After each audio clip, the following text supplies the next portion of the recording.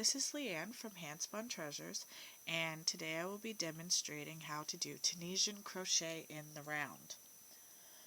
Now, there's two different tools that I like to use for Tunisian in the round. And both are double-ended crochet hooks. Now, the one has both hooks facing directly at you, and the other has one hook facing towards you and the other facing away. Now, it's personal preference. One isn't necessarily better than the other. They both do the same thing. Now, you'll need your hooks, and you will need 2 balls of yarn. I have 2 pretty funky hand spuns that we'll be working with.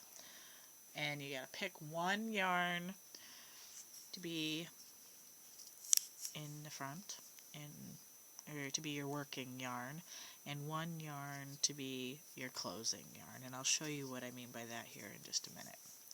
Now, to start Tunisian in the round, it's just like any other crochet craft. You will make a chain. So you make your slip knot and insert your hook. And then you chain one. And then you make your foundation chain. And if you're not familiar with making a chain,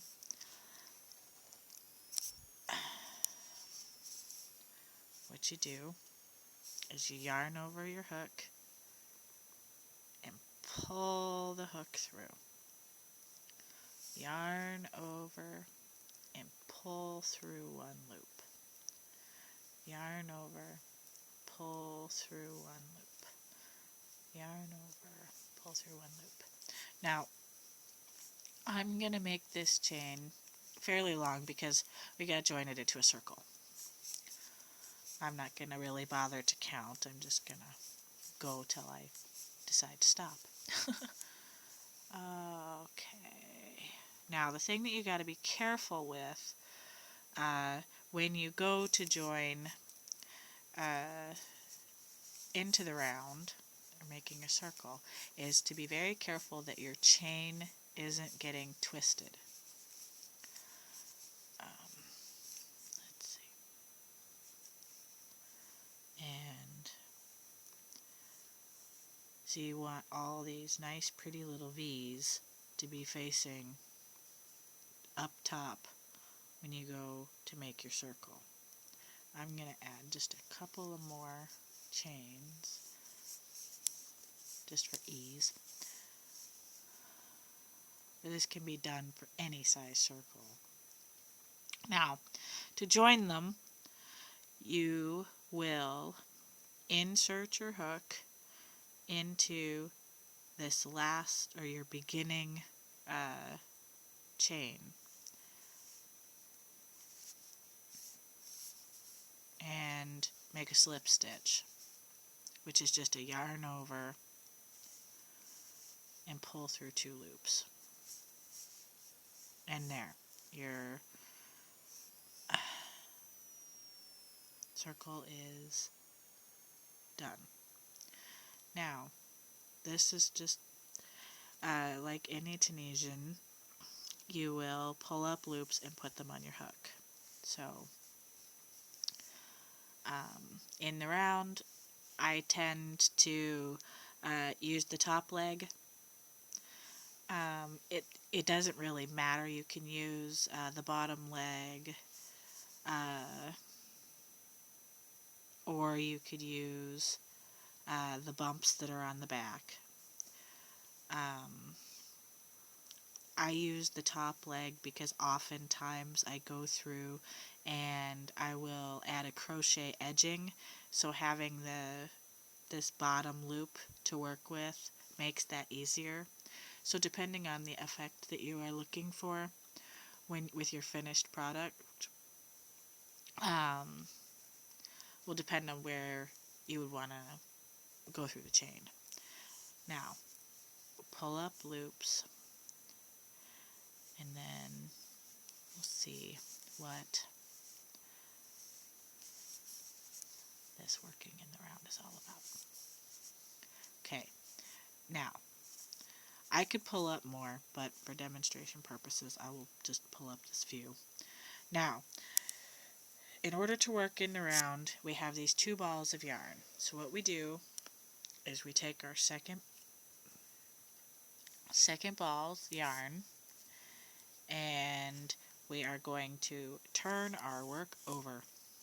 Now, the reason I like this hook that has the one that faces towards you and one that faces away is because when you flip your work over, you automatically have your hook facing you so you can slide your work down.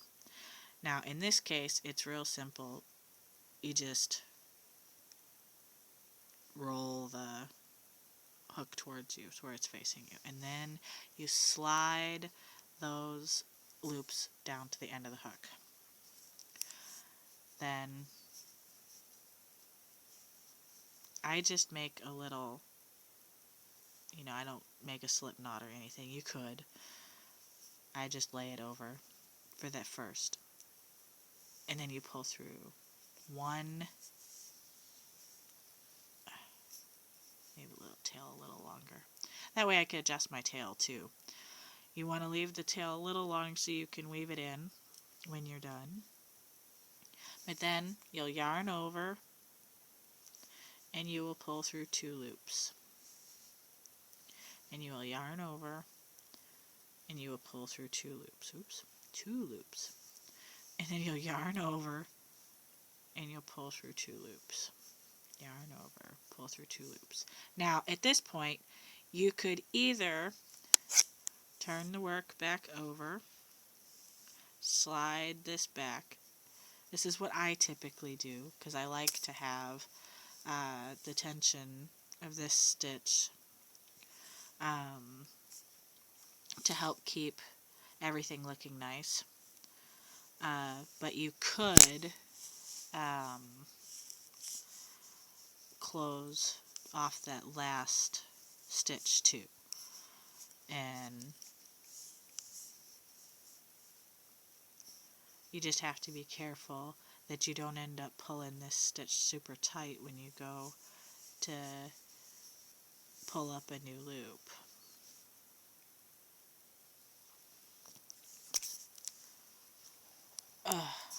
Pardon me while I fiddle with my yarn.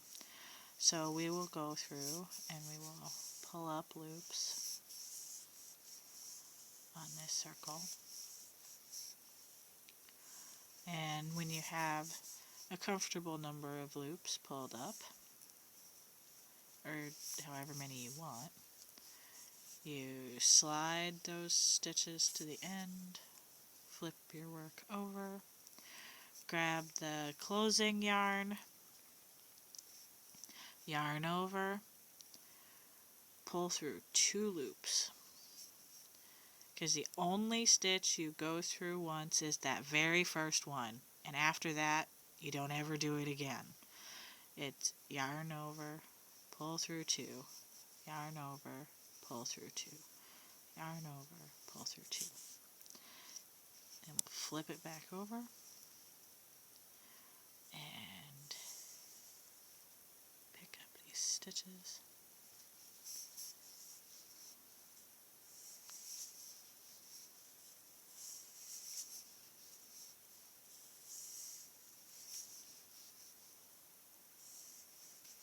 Because you could fill up your entire hook if it still feels comfortable. Because as you get further down the circle, the stitches start getting tighter, so it can be more difficult. See, as you can tell, it gets more difficult to pull up loops. So slide back to the end, turn it over, grab my closing yarn. I'm going to pull some more out of that ball. And then we'll yarn over and pull through 2 loops. Yarn over, pull through 2 loops.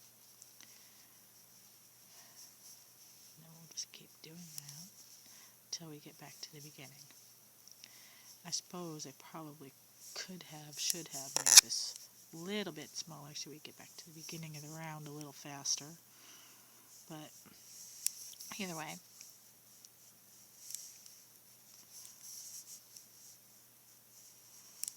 we're almost there. We're almost there. Okay.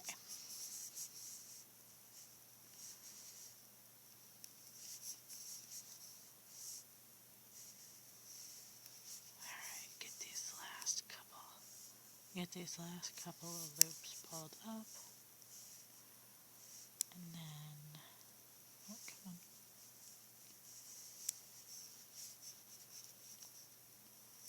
Go on there. See, I can get stubborn at the end there. There we go.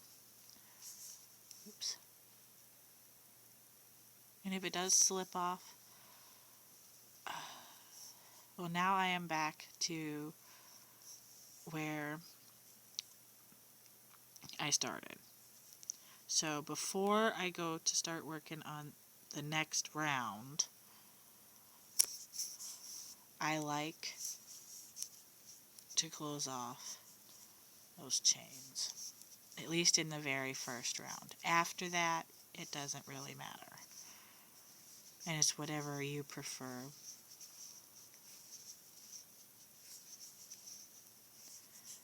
Okay, now keep one stitch. Now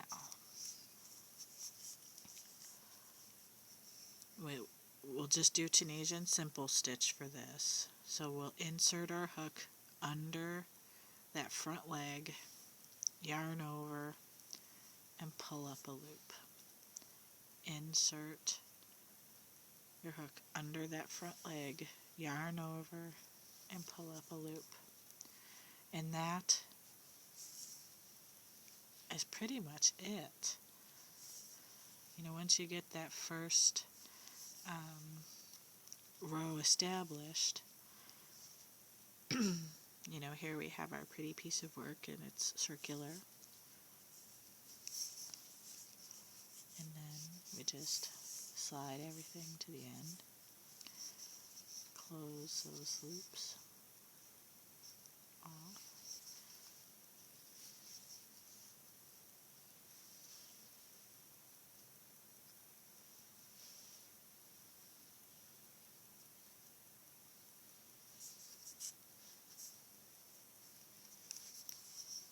and then go back and insert your hook under that front leg again and pull up more loops. Now, the yarn I'm using is, well, the yarn balls look very similar, but because of how they started, one started with green and the other started with the purple blue, it creates this very unique, pleasant contrast to make the stitch more evident. You don't have to do that, certainly, but it does add some, you know, visual appeal, and it just makes for a more unique project. So, thank you very much for joining me, and we'll see you soon.